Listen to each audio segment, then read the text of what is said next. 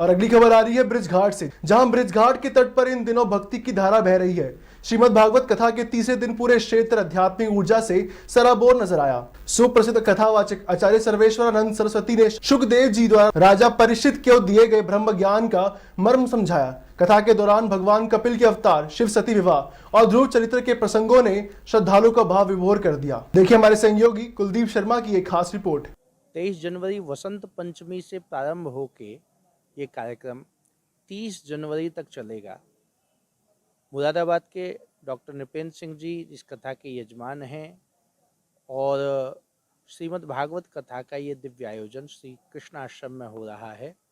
23 जनवरी से 30 जनवरी तक चलने वाला ये कार्यक्रम दोपहर 2 बजे से 5 बजे तक कथा का समय है और पूजन आदि का समय सुबह का है। अन्न क्षेत्र की व्यवस्था, सब तरह की व्यवस्थाएं हैं और इस दिव्याति दिव्य कार्यक्रम में बहुत से अधिकारी लोग भी पधार रहे हैं, हमारे जज बंधु भी आ रहे हैं, बाहर के भक्त लोग भी आ रहे हैं, दिल्ली से भी हैं, दूसरे राज्यों से भी हैं। इस कार्यक्रम में पूरा ब्रजघाट बड़े प्रसन्नता के साथ सम्मिलित है और आप सब लोग जो देख रहे हैं, हम तो आपको भी निवेदन करेंगे भगवान की कथा सुनने के लिए आप सब ब्रजघाट कृष्ण आश्रम में पधारें।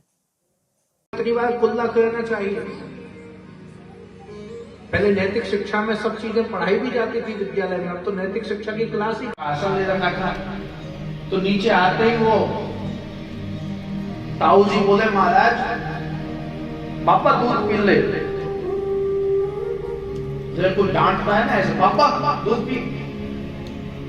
तो स्वामी जी बोले, भैया ये 5 लीटर का है, 3 घंटे भौंकिया तब ज्यादा ना ताकि 3 घंटे से भौंक रहा, बैठे बैठे गला सूख गया होगा।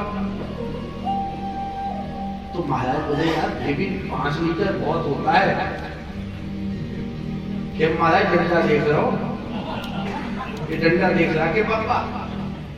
तो महाराज बोले, यार डंडा सत्यम नास्ति तथा शौच दया दानम न विद्यते। कलयुग की स्थिति ऐसी है, धर्म केवल एक पैर पर जिंदा है। कई महापुरुष कहते हैं सत्य पर जिंदा है, कई महापुरुष कहते हैं केवल दान पर जिंदा है। सत्य टिका हुआ है तो केवल भगवान की भक्ति पर टिका हुआ है। धर्म टिका। पूज्य स्वामी कृष्णानंद जी महाराज के साथ में था, बहुत छोटे में सेवा में रहने का अवसर मिला। तो पूज्य महाराज जी मंच पर प्रवचन करके लगभग 2.5-3 घंटे प्रवचन करके नीचे आए और जैसे ही मंच से नीचे आए तो एक जाट सज्जन ताऊ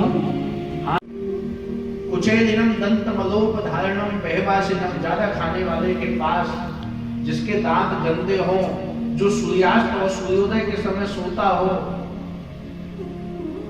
नित्य कठोर भाषणम, जो बहुत कठोर बोलता